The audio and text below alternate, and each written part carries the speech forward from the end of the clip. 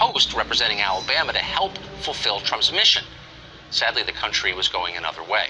Within about 5 minutes of the 2016 election, Democrats decided their defeat was not about immigration or an abandoned middle class. It was instead, you'll remember, about Russia and the conspiracy between Vladimir Putin and Trump. Now, Republicans said they didn't believe that story. And yet, for some reason, many of them allowed Democrats to reframe the entire political debate in the country and make Russia the single biggest issue in American politics. But Jeff Sessions did not fall for that. He never let himself get distracted from the mission at hand. While everyone else obsessed over dossiers and FISA warrants, Sessions worried about the mission he was hired to do. He introduced a zero-tolerance approach to immigration prosecution. He treated illegal entry into the United States as a crime because it is a crime. His DOJ issued new opinions to restrict the exploitation of asylum laws in this country. He fought to strip federal funding of sanctuary cities. Courts ruled against him, but he did everything he could to get those things done. His department accelerated the hiring of immigration judges. Didn't get a lot of attention, but it's a big deal. More cases can be heard and deportations can take place more quickly. That's a service to America and also, by the way, to the people being held. On DACA, Sessions' refusal to defend that program, which is unconstitutional, really induced the president to end the program. Sessions wasn't just effective at immigration, though. He rolled back the Obama administration's soft on crime policies across the board. He pursued tougher penalties for drug dealers that earned the condemnation not just of liberals, but of wealthy libertarians who decided the war on drugs was a total disaster. This at a time when more people were dying every year of drug ODs than died during all of Vietnam. But the decadent decided, oh, it's immoral to prosecute drug dealing. Okay, the population knew differently because their relatives were dying. Of course, Sessions also ended the Obama administration's harassment of local law enforcement that had helped drive a surge in violent crime in major cities. If you live in one, you know what we're talking about. Sessions did all of this even as the president who appointed him attacked him in public. Those attacks started more than a year ago. After one of the president's public rebukes, we traveled with Sessions just by chance to El Salvador, where he was pushing a fight against MS-13. Sessions made it clear he was in the cabinet to get results and would serve as long as the president would have him. He has said again and again in many different forums throughout this barrage that you should have acted differently. You should have not recused yourself from oversight of the Russia investigation. Do you agree with that? Well, you know, I understand his feelings about it because this has been a big distraction for him. But Tucker, I talked to experts in the Department of Justice, people who are trained in that. I'm confident I made the right decision. You said the criticism was hurtful, and the president has made it really clear that he doesn't seem to want you to run the Department of Justice. Will you continue to run it? Well, he can make that clear at any time. I serve at the pleasure of the president. Yes. If he wants to make a change, he can certainly do so, and I would be glad to yield in that circumstance, no doubt about it. Sessions wasn't perfect, obviously. He never seemed like an especially good administrator of a large agency. He sometimes got rolled by his staff. The Russia investigations have shown that FBI and DOJ are deeply politicized, and Sessions never seemed to fully get a handle on the permanent bureaucracy beneath them. But if you take 3 steps back, here's what you see. In an administration beset with constant leaks and infighting and people looking out for themselves and only themselves, Sessions was maybe one of the very few people who never forgot why he was there, to make America a better country. We can only hope that his replacement will do the same.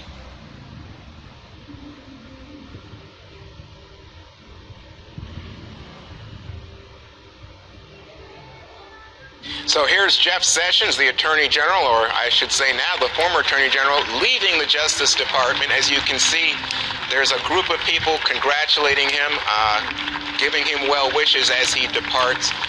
This is 2 years that he's been there, come this January, and Jeff Sessions, as you can see, being applauded at the moment. This is right outside the Justice Department on Constitution. That's his the new Attorney General, Mr. Whitaker, shaking hands with him.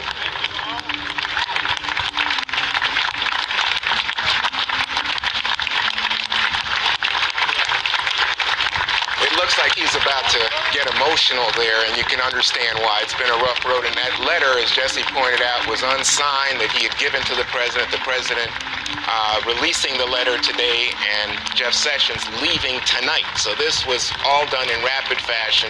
Sessions getting into a car there right outside the Justice Department, surrounded by senior staff.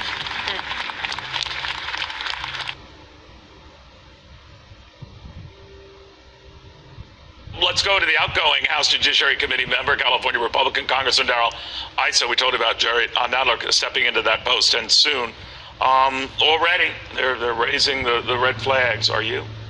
Well, I think the challenge is that legitimate oversight is the obligation of Congress. Unfortunately, incoming Chairman Jerry Nadler has a long-standing grudge with the president. He's made it clear that impeachment is a goal, and that makes his investigations very suspect.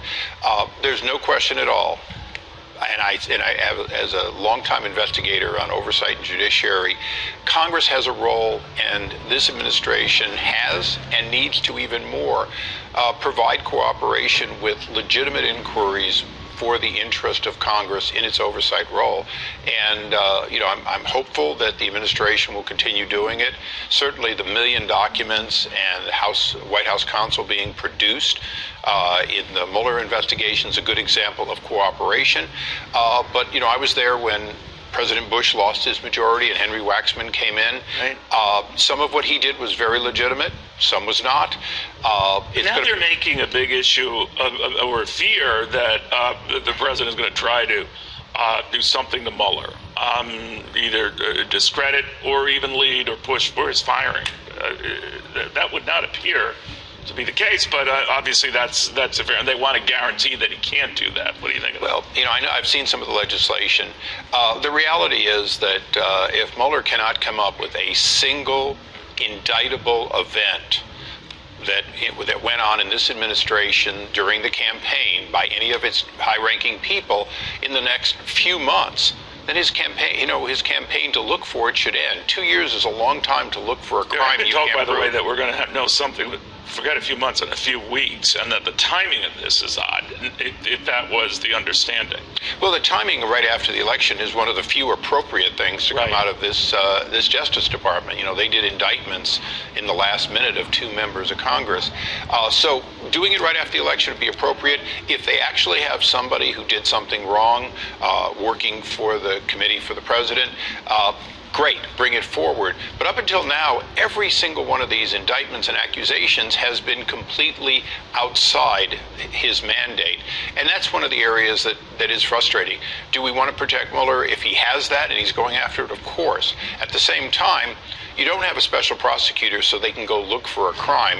I don't know yours or anyone else's private lives, but very few people have never done anything wrong, including, jaywalked. So if you put somebody on someone long enough and you tell them just to go look for something, eventually they'll find something on somebody. So, well, the president's always called this a witch hunt. I don't know what the final report will be, but is it, in your eyes, that? It is a false narrative created by Hillary Clinton and the DNC that led to an investigation that is now looking for a crime alleged in that false dossier. So just because it was a false dossier doesn't mean something didn't happen. But at the same time, the case, the legitimacy of this investigation and special counsel was created by what we now know are discredited documents. So it is time to wrap it up or come up with something that shows that it was never just Hillary Clinton and the DNC producing a fake dossier. Now there are new sheriffs in town, right? I mean, I know you stepped down, your district just flipped, went to a Democrat, but I'm wondering, what is it going to be like the next couple of years with Democrats in charge of these key committees, in charge of the House? Close as the final figures were, it's a Democratic House. I was a ranking member in the last time we were in this position. And so, I know what it's like to be a chairman, of course, but I also know what it's like to be a ranking member and try to hold the chairman to do what they should do. There's plenty. We have 74 inspector generals that are just teeming with things that go wrong in any administration. Do you think we're going to see a lot of investigation? We're going to see a lot of subpoenas. We're going to see the president's tax records, on and on, all this. I would hope that the first first thing that the incoming chairman of Oversight and Judiciary would do is look for the waste, fraud, and abuse that exist in government and go after some of that. Henry Waxman famously found out that we had flown countless millions of dollars worth of $20 bills to Iraq and lost track of them. We're talking about cash that just disappeared. You know, those kinds of things are part of Congress's oversight. So there will be legitimate oversight. Ranking members, now Republicans, have to support that on a bipartisan basis. And there will be clear witch hunts. There will be attempts to simply smear the administration. And the minority has to step up to the plate and call those balls and strikes so the public understands that Republicans have to be for making sure that waste, fraud, and abuse is taken on, because it happens in every administration.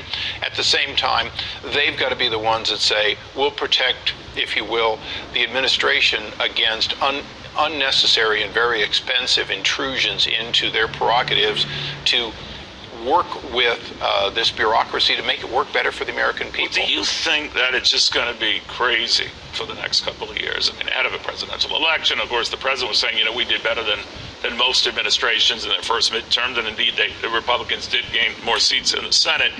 But it's not going to be a kumbaya Washington. It's not going to be a kumbaya Washington. It hasn't been since I saw people turn their backs and say that President George W. Bush was an appointed, not elected president. This isn't a new problem.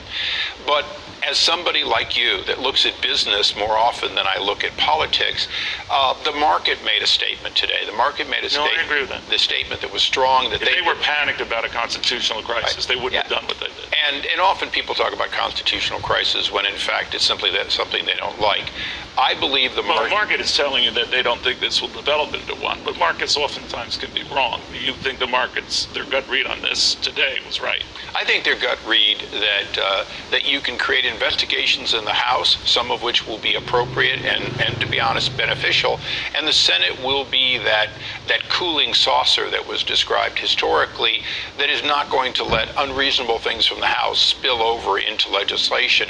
And that's going to be a big part of it, is that you can pass anything out of the House by simply ordering your party to vote that way, but senators aren't of either party willing to take what comes from the House and just rubber stamp it. So I think the split Congress is one where the markets are quite happy. I think they're also happy that Nancy Pelosi doesn't have some huge majority where she can run roughshod. In fact, there are people like Colin Peterson and other moderate Democrats who, quite frankly, are not thrilled to walk a plank for Nancy Pelosi. Real quickly, we're told, Chairman, that Rod Rosenstein has left the White House. We don't know what happened there. But this was apparently a prearranged meeting. If he wasn't fired or asked to resign, what do you think it was about?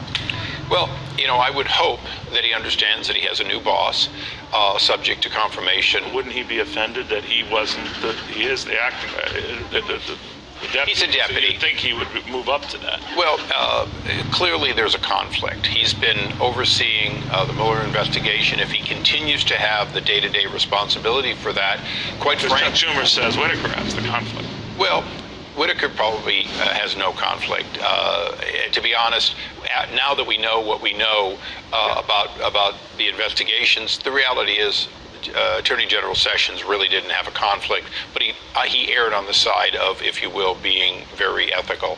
I think the important thing is that if the president said, you're going to continue to do this job, but you've got a new boss who isn't conflicted, who can look over your shoulder to make sure that what you're doing is right, then probably he should walk away saying, hey, I didn't get fired. I did get an opportunity to continue doing the job, but unlike Jeff Sessions, I do have somebody who's going to take a more personal interest in making sure that the I's are dotted and the T's are crossed. Chairman, very good seeing you again. Good luck in your next endeavor. Well, I look forward to life in the private sector or wherever I'm taken. All right, very good seeing you again, sir.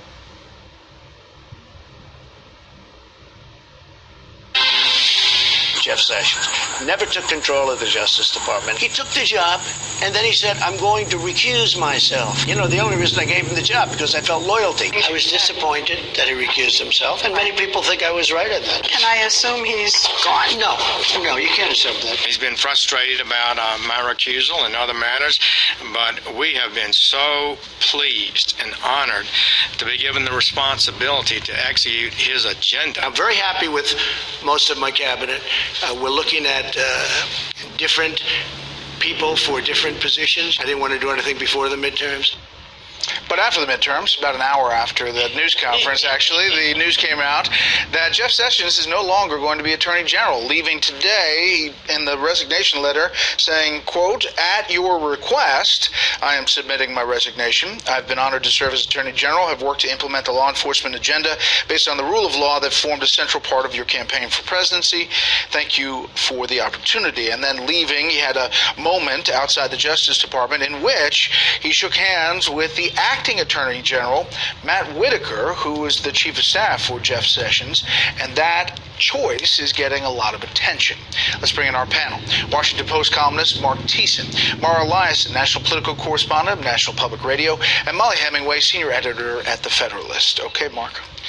So I think the President of the United States is learning from his mistakes. If he had done this with James Comey after the 2016 election, there would be no Mueller probe today. The reality is that the President of the United States, it's absolutely normal after an election for the President of the United States to reshuffle his cabinet, to ask some people to leave and other people to come. When I was in the White House in 2004, President Bush waited until after the election for Donald Rumsfeld to replace him.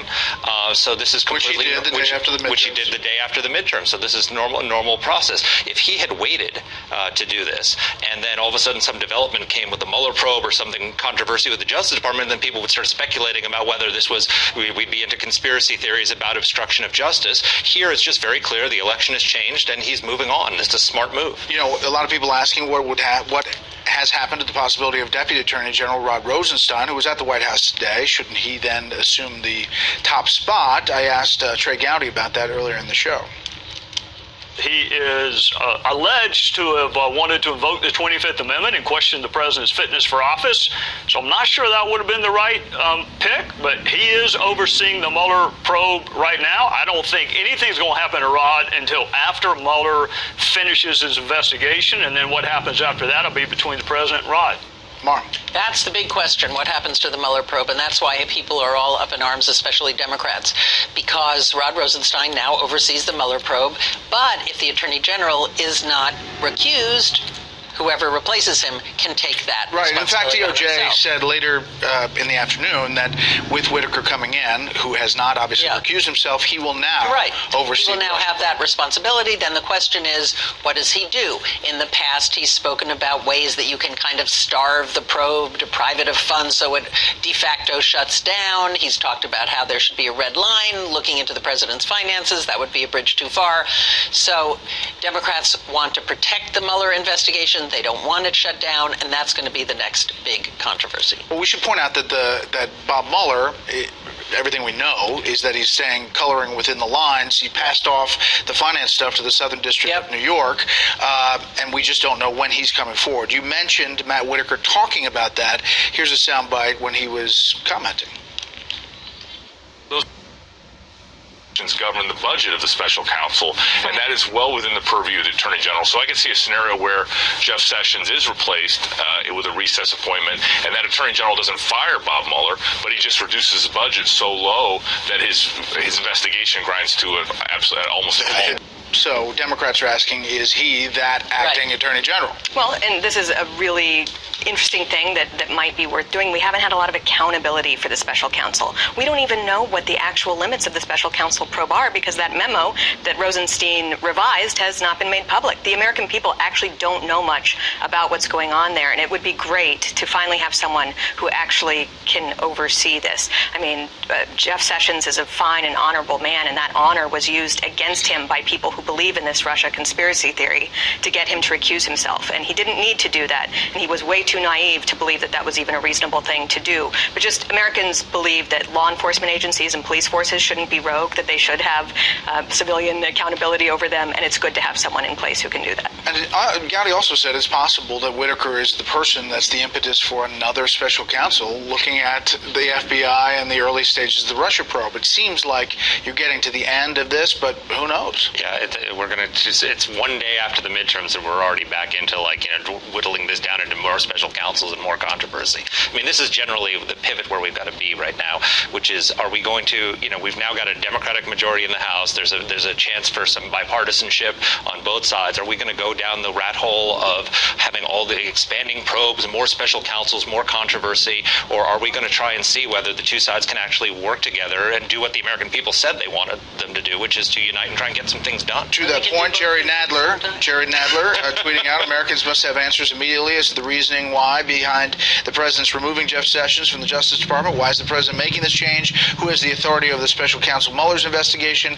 We will be holding people accountable. And Molly, you think that he will be holding people accountable? Yeah, I happened to ride the train down from New York to D.C., and Jerry Nadler, in my presence, talked with a friend about how Democrats now taking over Congress plan to do investigations leading to potential impeachment for Justice Kavanaugh, and that they're all in on the Russia investigation. And so, you might wish that Democrats would actually work on legislation instead of continuing with some of these endless probes, but the executive branch needs to be smart about this, and they need to not be as naive as they were at the beginning of the administration. You always have to go with the quiet car.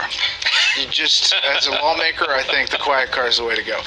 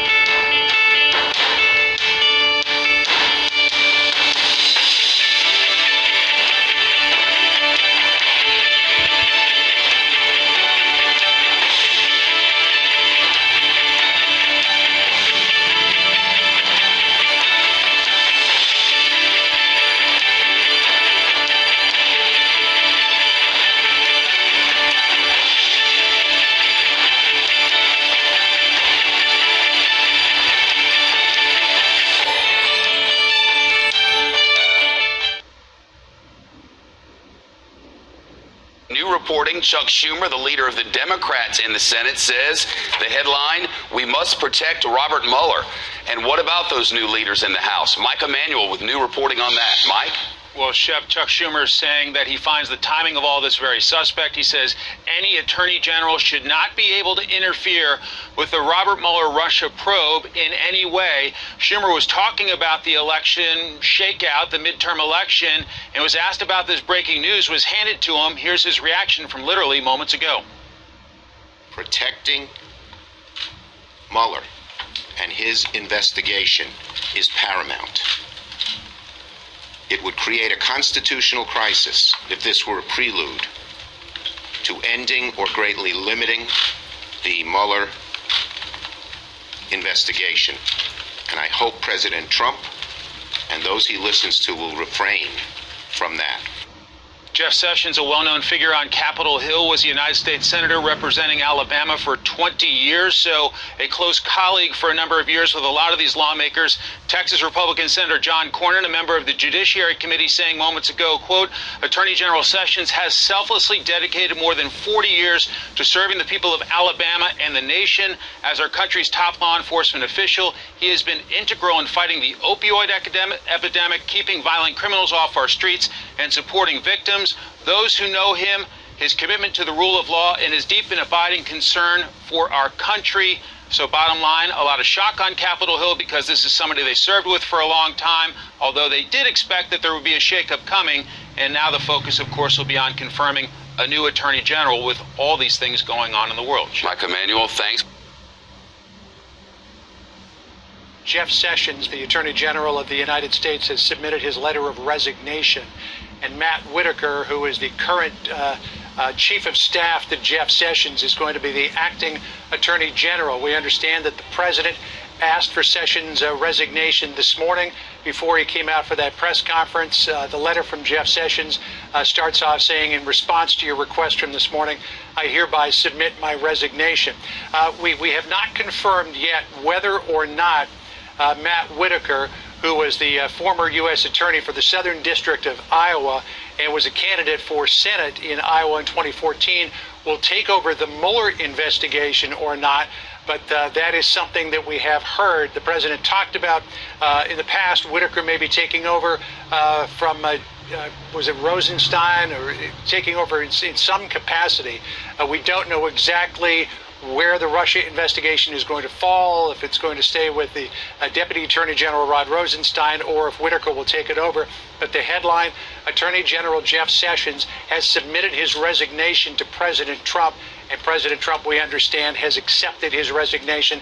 Not only did he accept it, but earlier today, before that lengthy and sometimes crazy press conference, he requested it. So this is the first shoe to drop in changes in the cabinet here as we come out of the midterm elections. The president has said that he is happy with most of his cabinet, but that he did want to make some changes. So this is the first one. This was widely anticipated. We expected that Sessions wouldn't last long after the midterm elections. We didn't think it would be a matter of hours, but now we know that Jeff Sessions will exit the Department of Justice, and that for the interim, Matt Whitaker, his Chief of Staff, will be the acting Attorney General, and likely more changes to come as well, Dana. John, this reminds me of 2006, the day after the midterms, President George W. Bush asking for Rumsfeld's resignation. And that was supposed to be a big change. I do have a question for you. You were in the press conference earlier. It was wide-ranging. I watched almost all of it.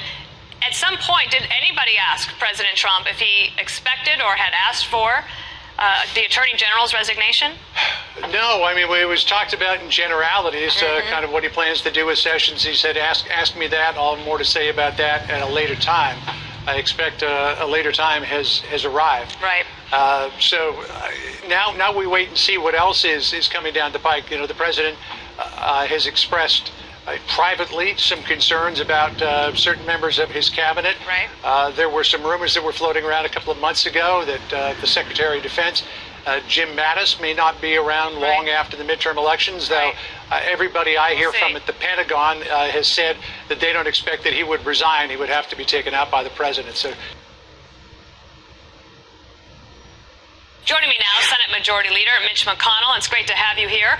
Lots of things have changed over the past 2 years, including you and the president forming this relationship that has shown an ability to get a lot of work done, a lot of accomplishments, and we'll talk about those in just a moment. But I did want to ask you about something that has not changed, which is President Trump taking on the media.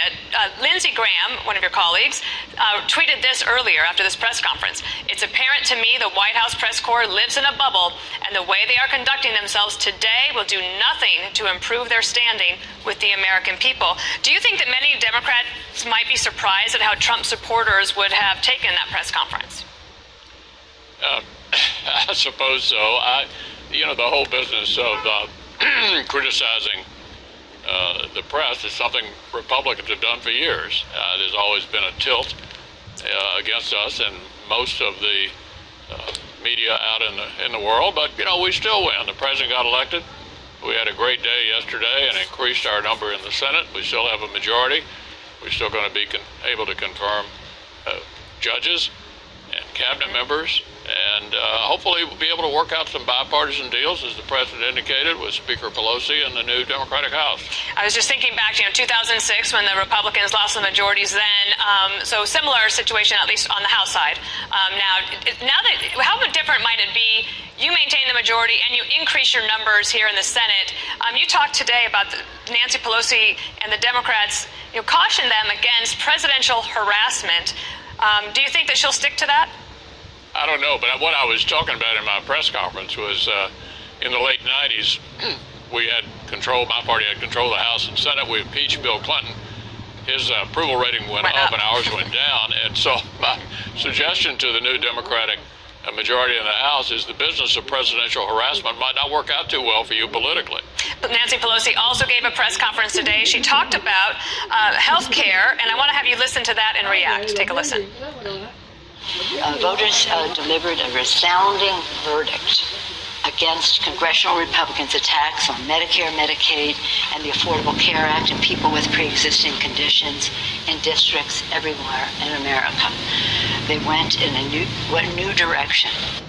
Is there something that the Republicans can do to try to get back on track on health care so that the American people think they've got a plan? Well, first of all, there aren't any Republican attacks on Medicare or Social Security. That's all Democratic fantasy that they spend every 2 cycle. years. Yeah, well, but with regard to health care, it's not working well. This is Obamacare. It's not working well. The American people are giving us divided government. The Democrats now have some governing responsibility, being in the majority in the House. I think what they're saying to us is, you guys get together and figure out a way to improve the health care system. Obamacare has not worked well. So they've given us divided government. We have to work together. We need to improve the health care system in America because it's not working well. And do you think that you'd be able to get something that the president would be able to sign? Look, that's what happens when the American people give us divided government. They said, okay, we've listened to both of you. Yeah, we're not giving all the government to either side. Get together and work it out. For example, they spun all over the country that we were somehow, my side was somehow against coverage of those with pre-existing conditions. That's a campaign approach that wasn't true, and B, doesn't get us a solution. Now they have part of the responsibility for governing. Let's get together and figure out how to make it better. Right, it is different when you have some responsibility for governing. That's true. Speaking of that, I did want to ask you about the Kavanaugh effect. Ed O'Keefe tweeted this: 4 of the big 5 vulnerable Senate Democrats lose or losing tonight. Donnelly, Heitkamp, McCaskill, and Nelson.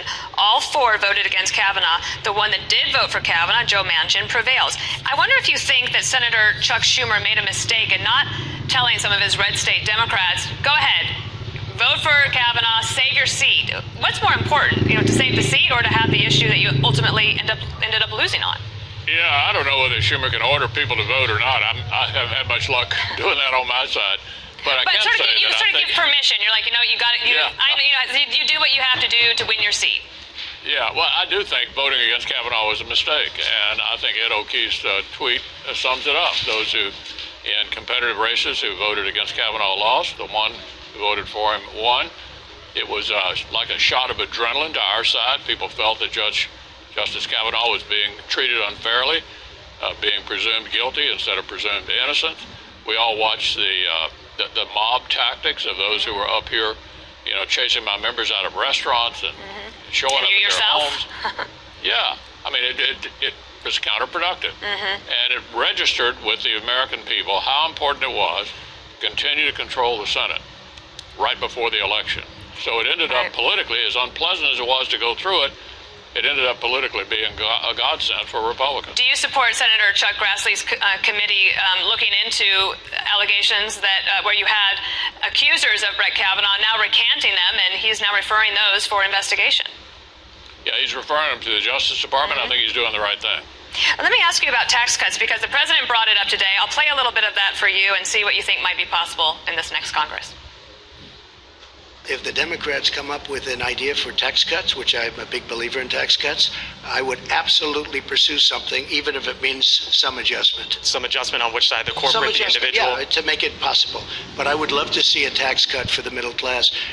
Now, we don't know yet who will be the chairman of the House Ways and Means Committee, but do you think it would be possible to try to do this in the next Congress if Nancy Pelosi was willing to play ball? Yeah, all tax legislation has to originate in the House under the Constitution. The Democrats are in charge of the House.